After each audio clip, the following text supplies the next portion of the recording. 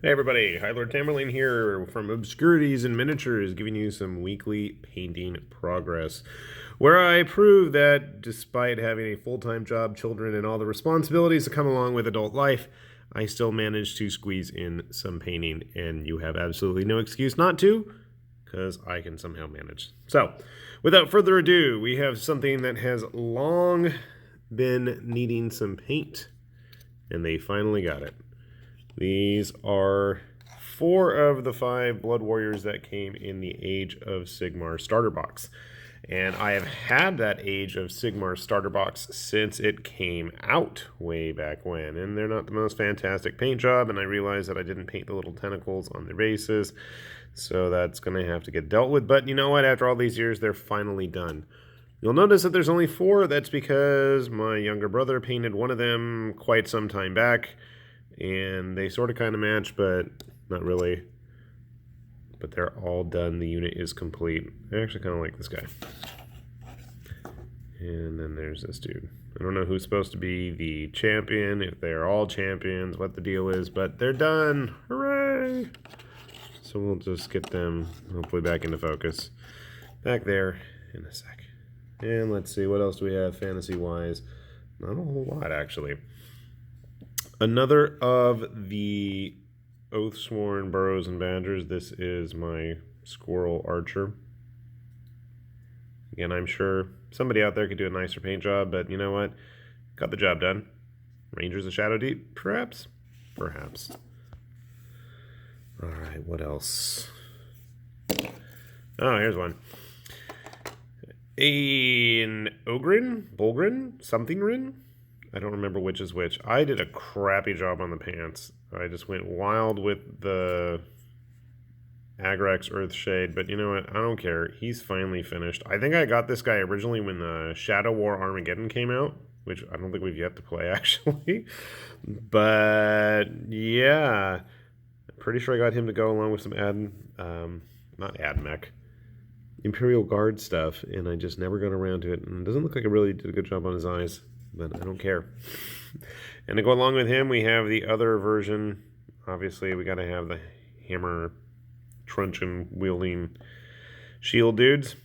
Again, not so pleased with the way his pants came out, but again, I was in a rush. So, I don't know. Maybe I'll fix it. Maybe I won't. I still have the last member of the unit who I painted up like painted. Built, he isn't painted yet. Like a Nork Dread Dog or whatever his name is. Next up, we have Nakano Gozen from the Wild West Exodus line. I'm not super pleased with how she turned out, mostly just because I could not come up with a decent paint scheme that I was satisfied with for her armor. But she's done. Good enough. I don't care. From a distance, it'll get the job done. Along with her, the Red Ronin from Shadows of Brimstone, Forbidden Fortress. He is one of the legendary enemies. I do like how his pants turned out. He's got eyes, so something to say for that. I'm not sure about his sock thingies, but you know what? It's okay. They do the job. Actually, I really like this guy. I'm tempted more to use him as a hero, I think, than as an enemy, like he's supposed to be used. Alright, what else we got?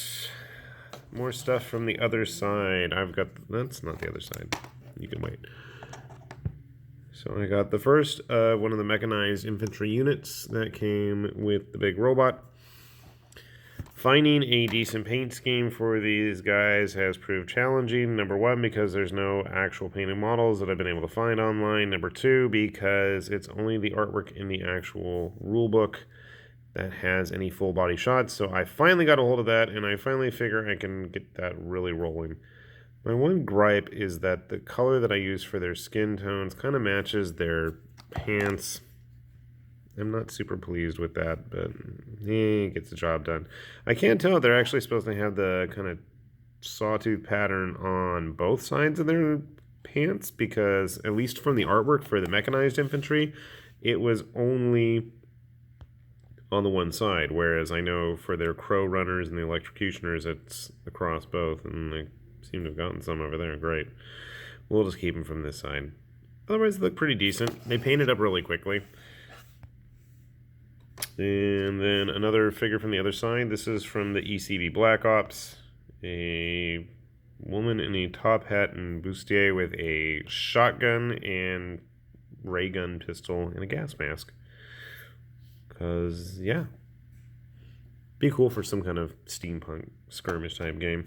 And we got another other side figure. This is one of the South Wales borderers who is either punching somebody or is in mid-dab. I'm not sure. Didn't do a great job on those suspenders or the straps, but I don't care. He's done. Good enough. Moving on. From a distance, he looks fine. And finally this week, we started in on Blackstone Fortress. We've got the Astropath, we got Mr. Robot, and we got the Kroot Hunter guy. I don't even know what their names are because I haven't bothered to pop open the cards or anything yet that really give away the stats or anything, because I figure we're not going to bother playing it until everything is actually painted. So let's take a good look at what did get painted. So I think I did a decent job on the Astropath. He's okay. He's not fantastic. Made sure to have the eye demarcated there. I mean, he's alright. It's a cool sculpt, don't get me wrong. I think my paint job is just so-so. But from a tabletop perspective, I think it'll get the job done. Our Tau friend, I actually had a lot of fun. Tau friend. He's not Tau. Sort of kind of Tau. Kroot friend. I actually really enjoyed painting. There was a lot of detail going on with him. And while there's definitely room for improvement, I think I did a decent job overall. I mean, he gets the point across. I tried to play around with some highlights and things like that. But you can tell he's crude. He's a little bit too green, I think, but oh well. And then there's the robot. I tried to make him a little bit dirtier, but it didn't look well, so I just kind of lightened it up, and you can see there's various shades of bluish gray there. He was kind of fun to paint, actually. But I'm at the point where I'd actually like to play the game, so I kind of need to have the pieces finished. So again, they get the job done. It's good enough, especially from a distance like that.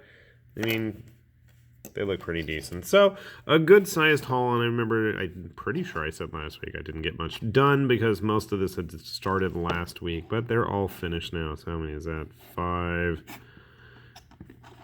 10, 15, 17 figures? That's not a bad haul of stuff getting done, and there's plenty more where they're all coming from.